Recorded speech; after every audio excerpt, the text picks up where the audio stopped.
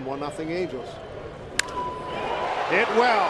Deep left center field. Borges can run. He's not going to get it. Base of the fence. Goody scores. Here comes Ackley. Mariners lead 2-1 on the Mike Carp. 2-run double.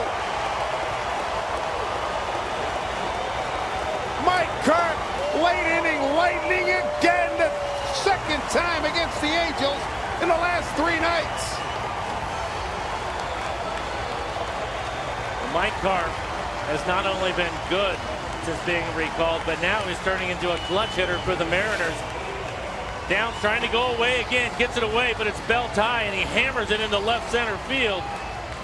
Biggest reason why Carp hitting .333 off of left-handers, he has the ability to hit the ball the other way and drive it.